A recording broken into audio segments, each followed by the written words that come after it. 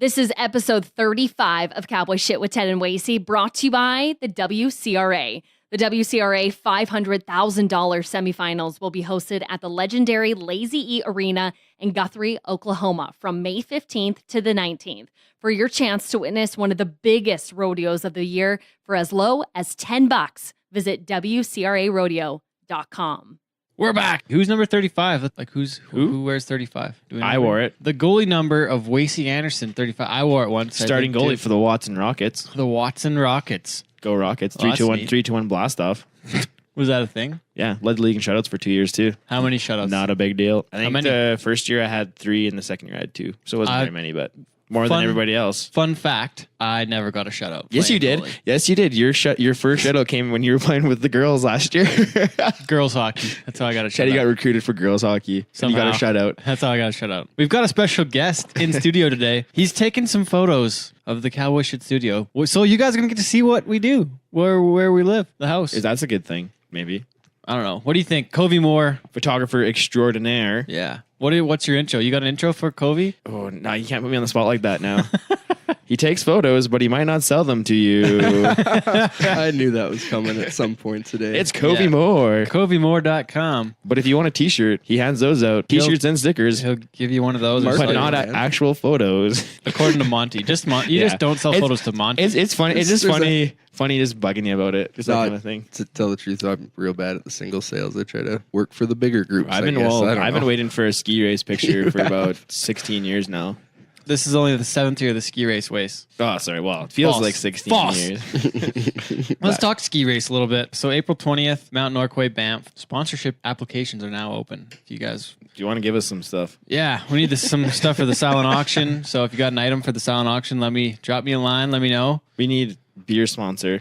Need a beer sponsor, mostly just for Wacey. Man, there's been some good years with beer sponsors there. Whew. And it's on a Saturday again, so I mean that's and it's Easter weekend. Official after party at Wild Bill's Banff. Yes, back to Wild Bill's. I just did the deposit the other day, so Wild Bill's, we're gonna get wild. Man, the year you guys had it there the first time, it was so much fun. Yeah, I had a blast. The band there was amazing. Yeah, it was just all of our friends were there having a good time. Like it was a blast. Was a good year. I'm so pumped for that. It's back on a Saturday. Give a shout out to a friend of the show, Dave Becker. Dave just had a show there. Oh right, 3 nights at Wild Bill's. Yeah, damn. Hot place. They have a mechanical bull there too. Oh, hopefully they just don't bring no. night. That could be trouble though. Like you get a full day on the hill and then.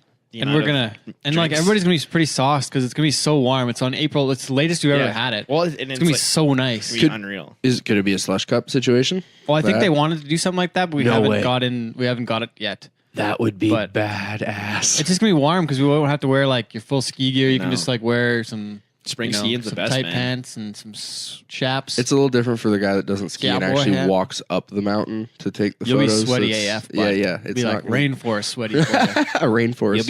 You'll be like in your birthday suit by the end of the day. Yeah. Kobe tarps optional on the ski hill taking photos. That'd be so fun. No! Oh man, gonna be a heater of a day. Yeah. So April 20th, 420. I don't know. It's legal now in Canada. It's a real thing. So it's 420. So I mean. Maybe we have a doobie race or something. What do you think? A few years ago, I brought gummy bears. The edibles, The edibles to the old Wild Bill's after party. Is that why it was so fun, Wacey? Did you have a gummy bear? No. You didn't get on the gummy bears? No. I think, oh my God. No. I don't know how many people I should say. I don't do narcotics, Mom. There was a Dustin involved, but it wasn't the Dustin we all were thinking of. I'm going to say no comment on that. Yeah, no comment. But I heard there was a funny comment. Let's talk funny stories about the ski race. You guys just had one about a rodeo queen got her fucking crown smashed. Oh man, that's like you saw it firsthand. Yeah, it was crazy. So like the way the hill was set up, like it was the terrain part kind of went right under the main chairlift. So I go and like this is like end of the day. I like my skiing days go like I get more and more confident as the day goes on. And I try crazier stuff, like bigger jumps, stupid, like just dumb things. I shouldn't be trying. Is that like a ratio of how many beers you had to your confidence level? Well, I think like you get comfortable. Probably. You get comfortable on the hill. Then you have a few. You get a little bit of liquid courage. So you're feeling good. You're like, man, I am the best skier that has ever skied. I'm gonna hit this huge jump. So I went and I hit this jump because the terrain park's right underneath the lift. For anybody that doesn't see this, yeah. So like if you fuck up, everyone sees it. Yeah. So I'm hitting this jump and I'm going way too fast. It's a big jump. Full so, send. and I hit it, and I missed like the landing, like the nice where, and I flat foot it, and I just yard sail everywhere. Like I lose my skis, lose my pole, my hat's crushed. Like it was bad. And then so just so happened all the boys were riding up the chairlift too, so they saw me, and I just getting roasted. Oh no! So I finally get myself all gathered up and kind of back to where I can finish up, get back to the lift, and then a rodeo queen, we won't mention her name just for the sake, comes flying over this jump, and like she did the exact same thing I did. I think she's on a snowboard though. And she flat foots it too, and I mean gets wrecked. Like oh no, it'd be worse than snowboard too, probably. Oh man, it was bad. Like she feet are tied in. She lost her hat. Her crown was like damn near bent in two. Like I was just like, I just witnessed a death on the hill. Oh no! But she ended up being okay, and it was just like I was just like, oh my god, like this is bad. I was like, are you okay?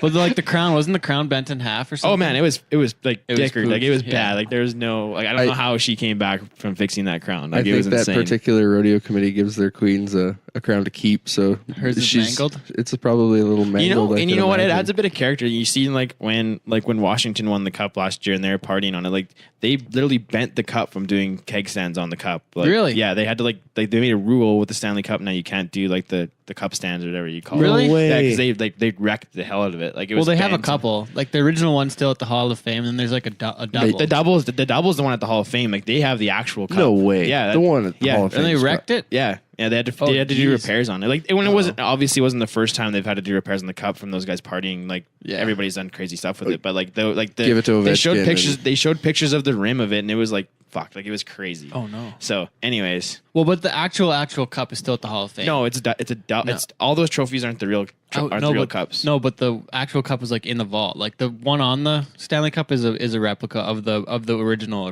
Yeah, one. but the one they give out to the players is the real cup. not from like the very very original. Yeah, they just add rings on it, man. They keep taking. No, rings look at off the of it. go look at the Hall of Fame story though. I don't know, man. I know the actual very very original cup. Like that was the first one that ever went around.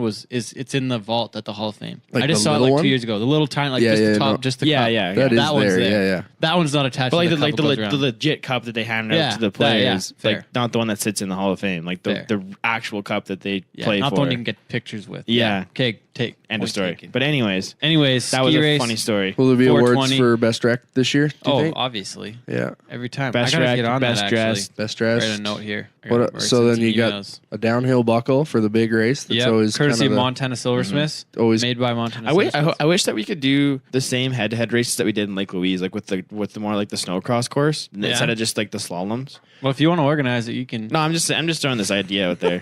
I just want there Man, to be sweet I've been jumps. trying to help you guys with sponsorship, so don't say It's I've true. been doing nothing. I will agree. I just Yeah. want there to be sweet jumps on whatever's created. Yeah. From a photo perspective, when cowboys and sweet skis go, wrecks. kicking up. The, I think my highlight last year, one of the highlights was Brinson. Oh man, that He was was trying to so, ski. so He was such funny. a sport about it and Oh, just man. trying out. It was great. So funny. He didn't get wrecked too bad, did he? No, he was going too slow. Oh, okay, yeah. So he had the other. He was pizzaing too much. It was not enough. Oh man, French he fries. totally pizza the whole time. It Wasn't was a- great. Didn't he win his first He looked race like though? he looked like Bambi. It was Who did hilarious. we put him up against? I think he won his first like the slalom race. against a kid, wasn't Yeah, it? yeah. he did have to go down twice. Yeah, he did it. He did win. Yeah. So like kudos That's to great. him. And now you got to throw a shout out to Bryce West. The previous year, he was also yeah. a struggler on the on, Yeah, the, man, on the snowboard. board. The first year I ever came to the ski race when it was still in Lake Louise, I went like Brant Jones and Todd Yeah. Kotowitz, all those boys were there, and it was Brant's first time on skis ever. Yeah. So like we're at Lake Louise, a pretty good hill. Yeah. And like we're going shredding, and Brant just like smokes a tree. Like just he couldn't use his edges. Like it was so funny, man. Like That's the kind of stuff you see at the ski race. it's Like, such a good shit time, man. happens. Yeah. Cowboy Byrne had a shit happens. stag there one year. Yeah, at, yeah. at Norquay, like because it's Banff, it's April, like That was the last year we had it Freaking on awesome. on a Saturday. yeah, When we had it at Wild Bill's, 'cause, Probably like, the 2017. the Venture boys were out. yeah. It was a good time. Oh yeah. So we're back April 20th. But hey, let's get to the show this week. We've got Scott Davis from the WCRA as the vice president. Scott's done so many cool things in Western sports and the Western lifestyle industry.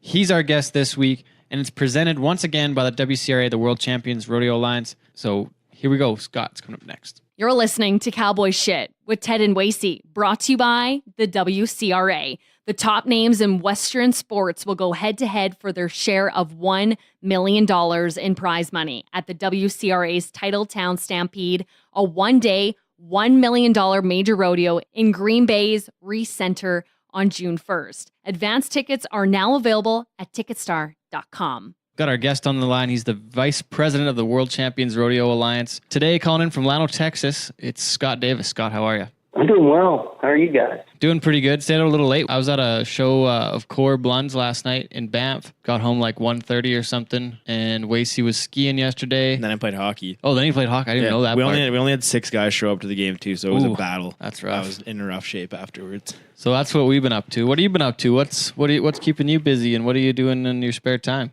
Most recently, I was actually down at Rodeo Houston this weekend and saw a portion of the final round. I had some activations down there with Crown Royal. We were doing some rider appearances at a few places down there. So I had to be down there over the weekend and might have left there with a little Rodeo Houston bug. But so I'll try to keep my throat clear as we visit today anyway. Did you get to see George Strait last night with like 80,000 of your friends? No, I didn't, but I was asked to participate in the award ceremony at the shootout down there at Houston, and a number of my friends also let me know that during the George Strait concert, I guess they replayed a lot of that. So I didn't get to see George, but I hear I made the big screen. So that was, had a bunch of high school buddies. I grew up down there. So I caught a lot of flack for being on the big screen during the show there. I couldn't believe the transformation of that arena to go from rodeo arena to that scale of a concert overnight. It was pretty remarkable. Pretty amazing. That,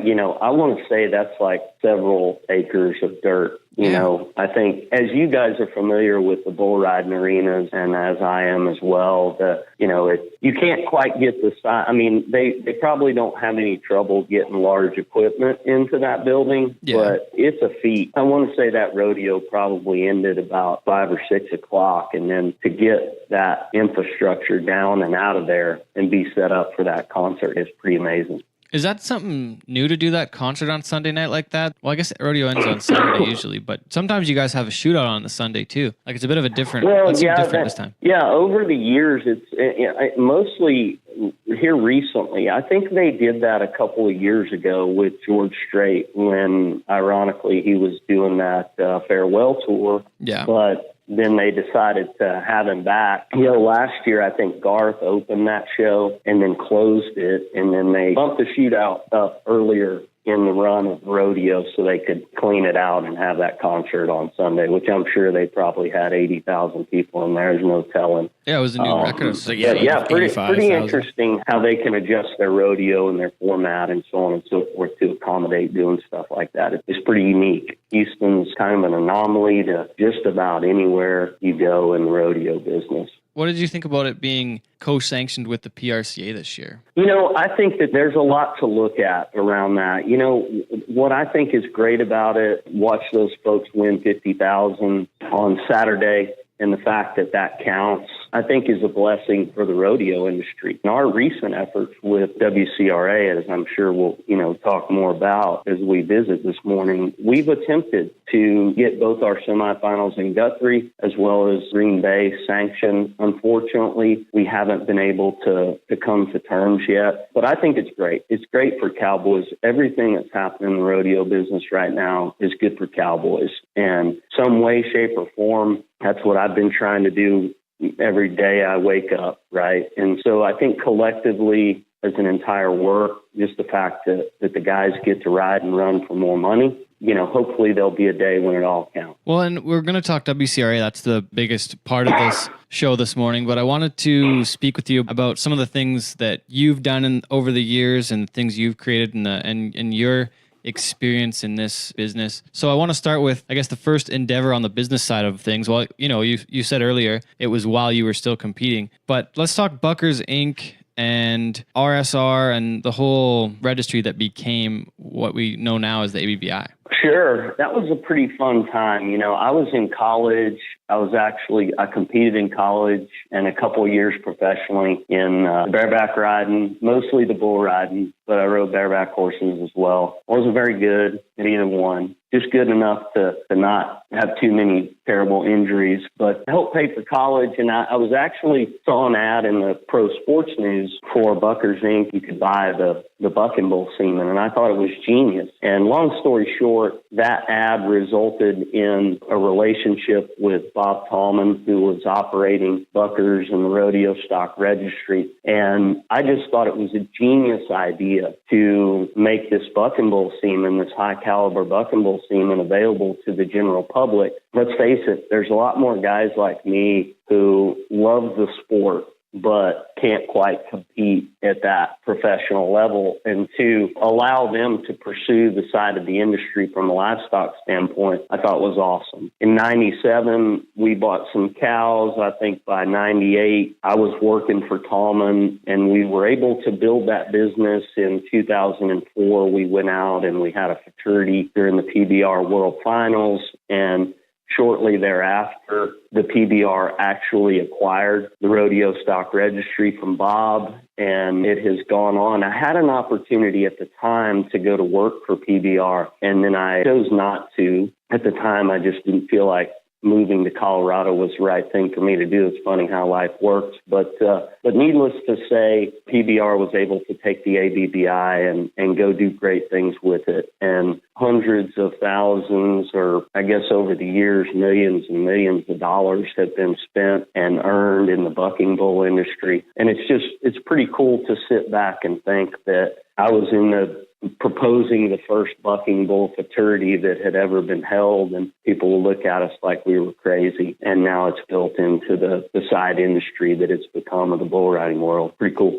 Well, way cool. And we talked a little bit about this earlier, and Casey Duggan, actually, you know Casey. Where do you know Casey from originally? Would you know him from some Bad Company stuff, or where would you come across him? I knew him all the way back to the Bad Company days. I was rodeoing in South Texas, and Mac and his crew they would put, I can remember showing up to a youth rodeo, and I can't remember off the top of my head now where it was, but bulls like taking care of business, and obviously his, connection to Lane Frost and stuff like that. But literally they would have some of those youth rodeos the weekend before a big rodeo or whatever. And I can remember tying my rope on the fence and just praying that it wasn't going to be one of those caliber bulls that I got on. I knew Casey from the Bad Company days, and Bad Company was pretty popular down in South Texas. Oh, yeah. Well, and Casey was the one that reminded me about that part of your career before we were going to do this show and whatnot. But I just learned a lot more too. And, that you had that opportunity. And it kind of brings me to a thought that throughout your career, do you regret not taking that move to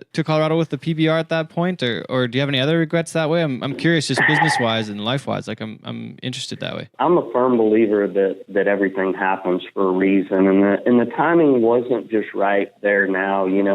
It's kind of funny that later in life, I had a stint where I was actually in Pueblo, and I would ride by the PBR office and wonder, what would have happened had I come over then. Randy Bernard offered me a great opportunity, but I didn't want to move. And I think, it's just still pretty special. I'm pretty proud of what the PBR has done with the ABBI. And it was a point in time where it was necessary for someone else to take it from us, to expand it into what it is today. And I'm just glad that it has and that it did. Looking back on it, my affinity, bull riding was always important to me, but I had a couple of other experiences in life that just, led me more towards rodeo than just bull riding. And so for that matter, and for where I am today, helping the WCRA effort, it all sits fine with me. I've been very blessed and had a lot of opportunities to be on the front end of a variety of initiatives that affect the rodeo business. And that's just one big blessing. We're going to get into WCRA stuff here next, but I want to touch on some acting and some singing before we get to that. Oh, well, yeah, we'll keep that pretty brief. I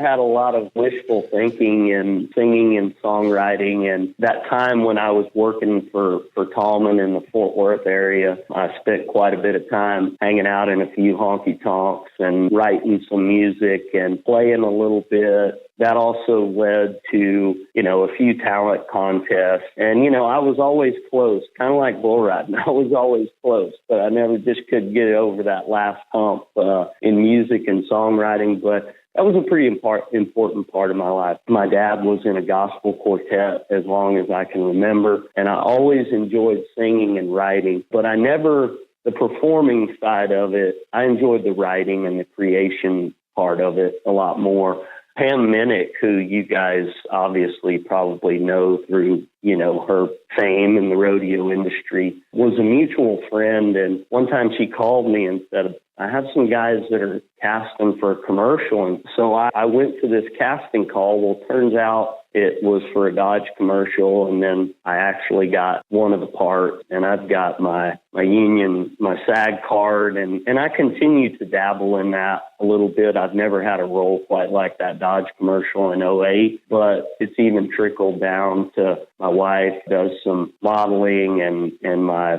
20-month-old daughter has actually done some acting last fall in a bank commercial. But anyway, just things like that are just, they're a lot of fun, and it exposes you to new things. And I have a bad problem saying no, and I have a bad problem looking at something and say, I think that's a bad idea. I've just always approached it like, you know what? I have no idea. Let's give it a whirl. I think it'll work. And we just try it, and you work at it, and it just broadens your life's experiences. How does a 20-month-old act? Actually, it's probably must be a great role. She was in a playpen, and whatever part of it was a financial institution. I don't think they've actually put the commercial out yet, but a mom actor just went and picked her up out of the playpen, and so it's a pretty small part, but pretty easy for her. She didn't cry, I hear, so I'm hoping the spot turned out pretty good. Let's talk WCRA now. I want to talk about the journey into that, though. With your company, Western Unlimited, you maintain the partnerships for the CBR, and you've executed over $2.6 million in partnership contracts for them, and that was from '07 to 2012. And then I believe not long after that, you went over to the ERA. From the ERA is now turned into the WCRA in a different format. Is that all correct? Sort of? That is correct. And so in about, I want to say it was 2007 or so, I was going through a bit of a trying time in my life, and actually I knew a bunch of the guys, Terry Williams and Tuff Hedeman, at that point in time were leading the efforts with the CBR, and I always had a knack for sales, and I took a kind of just a long shot opportunity there. I always enjoyed what the product and the people that were around that property. And we went out and we did some deals. And back in, 8, 9, 10, 11, their bull riding was exploding in popularity. And there was room for that outfit. And I worked there, and we just tried to go do good things. And we tried to put on good bull ridings and give guys money. But that's really where I cut my teeth on the sponsorship side of the business, which led into my agency. Around 2009, 10, I was at a rodeo. It was, it was the middle of the night, the slack, it was raining. And I remember watching, for some reason I remember vividly Cody Uhl, but there were a couple of really big name calf ropers, and they were, competing in the pouring rain and the mud and the middle of the night. And I just thought to myself that, they were probably there by choice, but I just knew that I felt like the rodeo business could be better. And that's when I really started taking a liking to what can I do to help the rodeo business be better. That led to involvement with Cinch and their efforts in the shootouts, as well as a group of larger rodeos at the time that were trying to potentially, including Calgary. You guys are very familiar with Calgary, a great bunch of people that work there, but there was probably 6 or 8 rodeos that at the time were trying to work on this shootout series, which involved a team concept with each of the rodeo's champions, that kind of stuff, but trying to develop a television property. The short part is that put me into the rodeo business, and that effort never really got off the ground. In fact, one of the key pieces was the year that it flooded in Calgary. We had a significant amount of momentum with that shootout series, and Calgary was obviously, along with Rodeo Houston, one of the larger players in that effort. And then it flooded that year, and just the momentum that we had going was sort of put on the back burner as Calgary tried to get everything right that summer. And really after that, the snowball just kind of melted, and it didn't really get anywhere. That then led to just my familiarity in the rodeo space had grown. I was connected to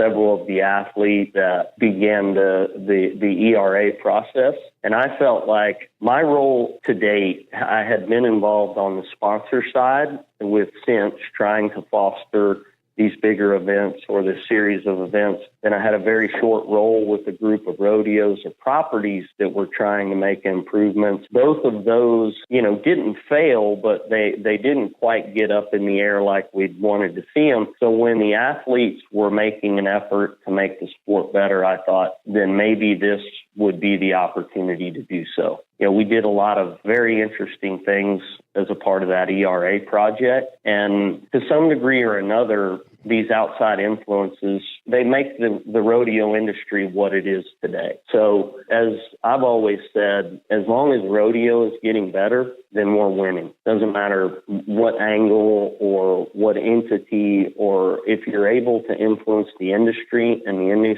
industry gets better, then everybody wins. I've been having this thought since we've been doing this show already here, that there's a show idea that we have from a friend. It's called The Panel, where there's a few of us and we have a panel that's in front of a panel. Mm-hmm. Maybe it's sponsored by WW or Prefert or somebody like that someday. But Sure. I thought the conversation and your insights, like, I think it'd be really cool to have have you on a panel discussion on the panel. Sure. Yeah. I mean, I would love to do it. As I've said before, the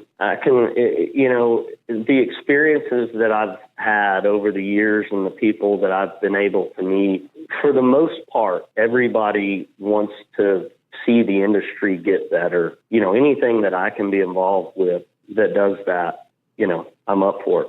I think you're totally right. And it just been in the rodeo business, there's been, and still today, and in Canada, like everywhere it's so fragmented and fractured. And we talked with Bobby about this a couple of weeks ago now on the last show. What I see it having the potential to do is bring everything under one roof, which has never happened before. Was that the original idea of it, or just tell me what the original insight and kind of the original idea was and how it was created? I'm curious about how it all works that way. Well, obviously some of the previous efforts, we gained an understanding that sometimes you can create a situation where everything just is so polarizing, right? Like, so when we looked at this effort and opening this opportunity, we wanted something where the thought process was to avoid polarizing anybody or any discipline or any certain level of player or whatever else. What if we could create a situation where everybody could participate? Like, what does that truly look like? What if you competed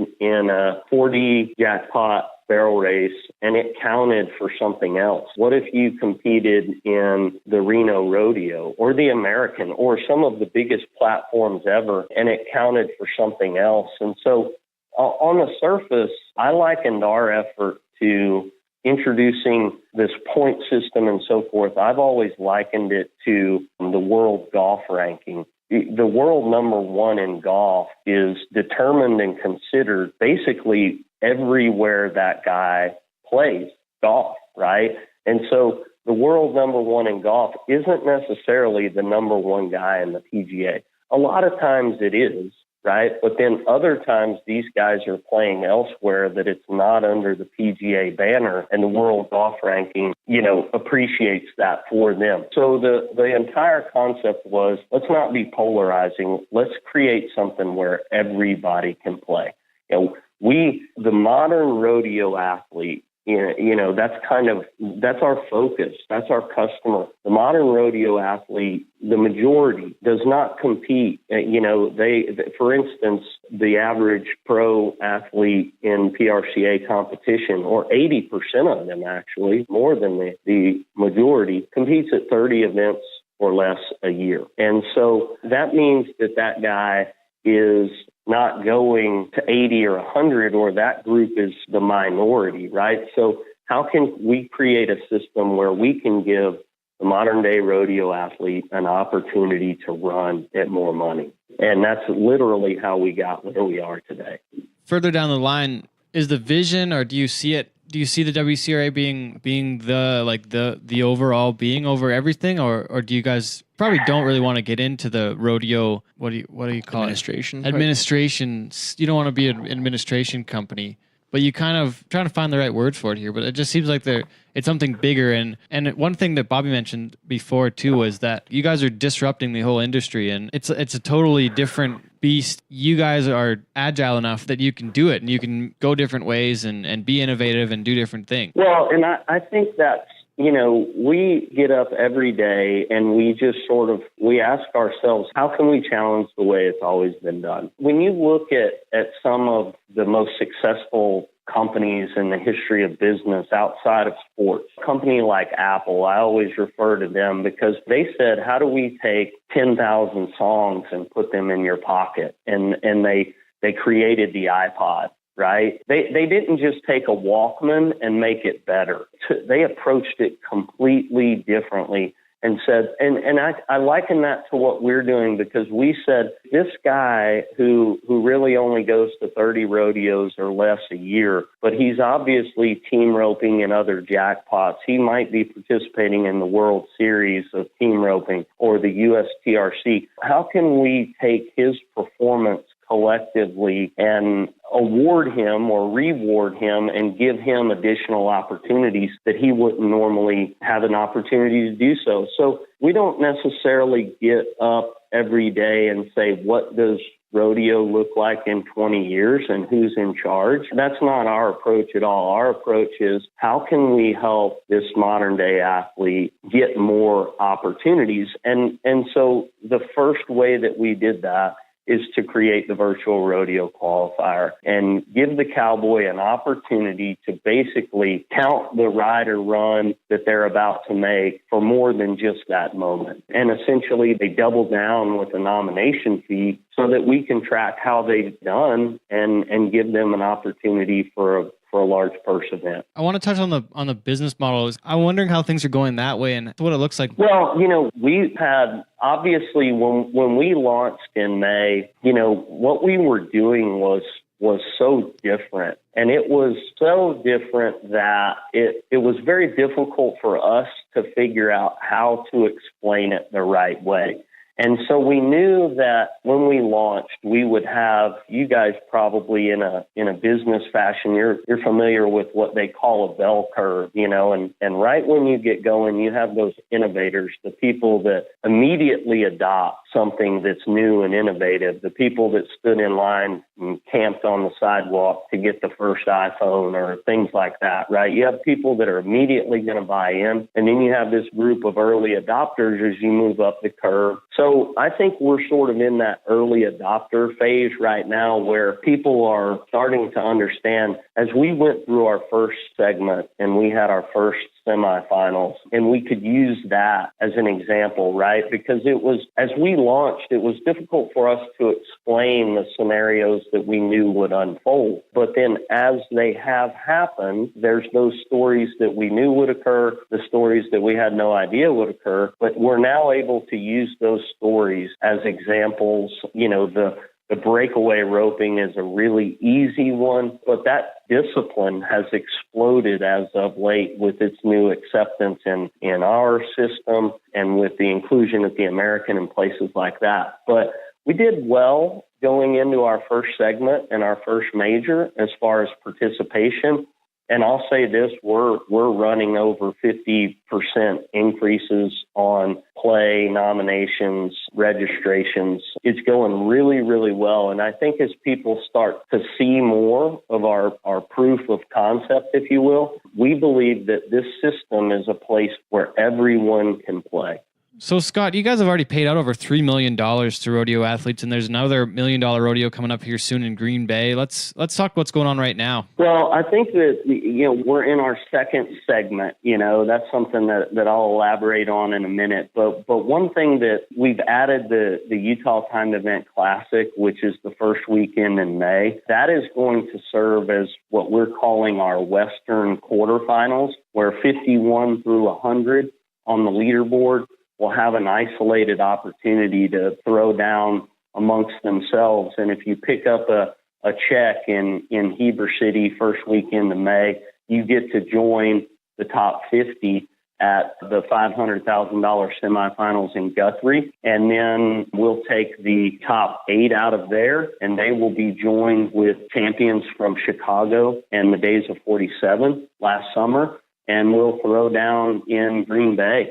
We're pretty excited about Chicago and Green Bay. Aren't necessarily markets that we've catered to in the past from a Western lifestyle and rodeo standpoint. So we're excited about going to those markets. And we've had some really good early ticket numbers at Green Bay for the Titletown Stampede. So we're pretty stoked about going up there to Wisconsin and, and having that major event there to cap off this segment. And let's talk about what your promise is to the athletes and what looks like that way. I want to know kind of that in that direction. I think, if you look organizationally at rodeo in history, it's been basically operated by organizations that are groups of membership, if you will, associations. And one other key difference is, as I said a few minutes ago, our customer is the athlete. So we're interested in providing them with the most unique opportunity, right? We talked earlier about trying to create a place where anyone and everyone can compete. We talked about the WCRA platform as being the straightest path for pure talent to compete in large payout events. But most importantly, in doing all of this, we want to maintain the competitive integrity of what we're doing, right? Anyone can play as you lead up to a quarterfinal or a semifinal event, but your level of play in those moments will advance you. And it doesn't matter if you have 4 world championship buckles hanging on your belt or if you're 18 and the newest sensation to hit the dirt, right? Anyone, if you can win, you can advance. And so I think that maintains the competitive integrity. We've instituted advancements like replay challenge.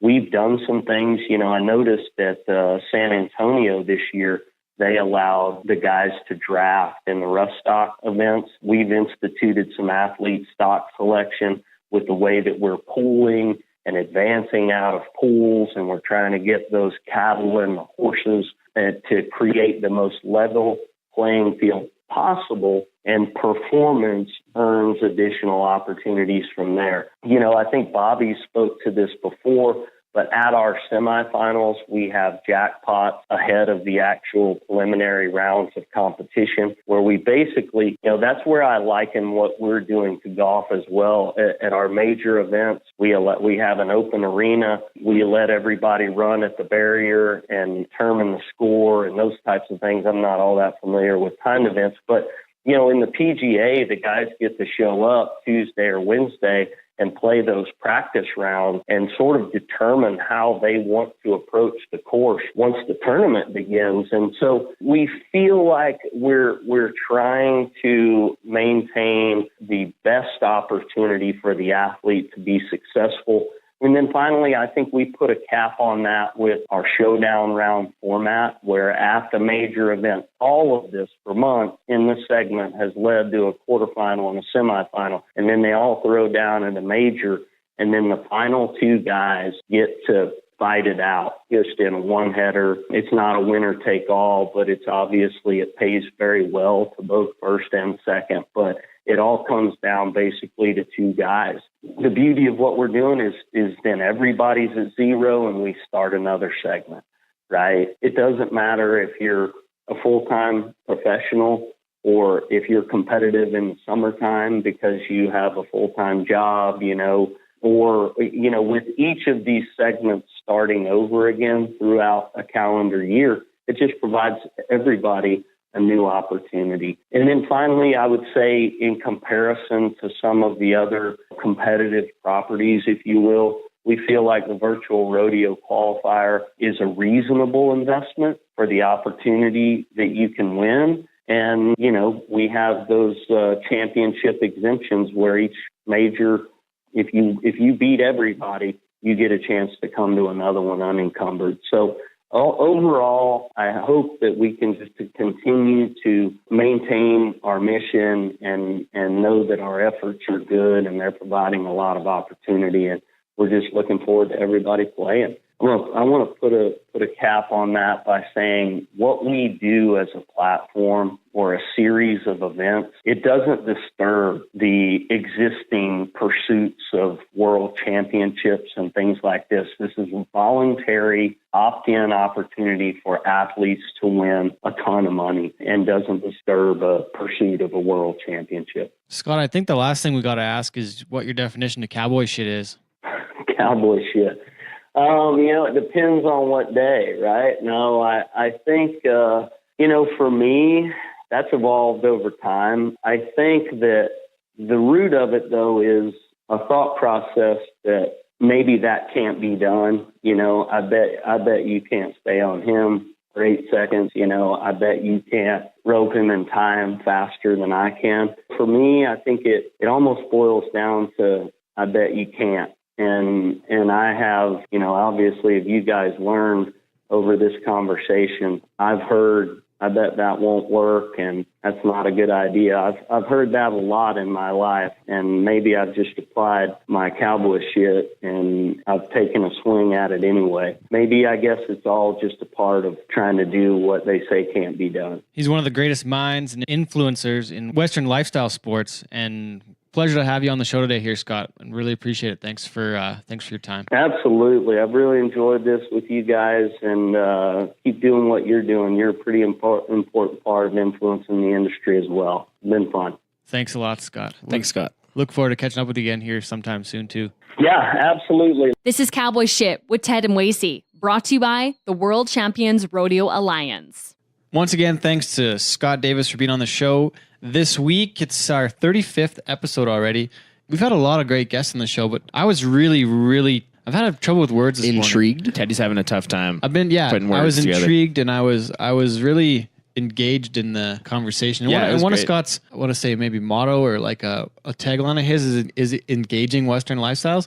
And I was completely engaged today by that conversation. And, we've talked kind of like rodeo federations at different points and like big ideas. And one of the things we want to see happen is see things go to the next level and see things kind of get back under one umbrella. And Covey, you listen to the whole show here today too. Their vision on this is incredible. Yeah. It's crazy to see trailblazers in this sport coming forward and actually. Covey really wanted to change. I wanted to say trailblazers. Got it. They're, that's really what they are. It's a lot of forward thinking in the sport. It's been maybe the word stagnant's a little aggressive for a guy like me coming into the sport and only being here for You've been around like 10 years almost now. almost a decade now, but like it's just nothing's really been changing. And seeing the WCRA, even that ERA effort prior, they probably learned a whole ton about what they need to be doing in these things. And yeah, I think they're going places. It's cool to see the VRQ system. Talking to Cole Ashbacker at Medicine Lodge last year, he could just jump on his phone, nominate his matchup that day. Good matchup. Let's chuck it at the WCRA opportunity and make one of those qualifiers. And I believe he ended up going to Guthrie last year. He was down there,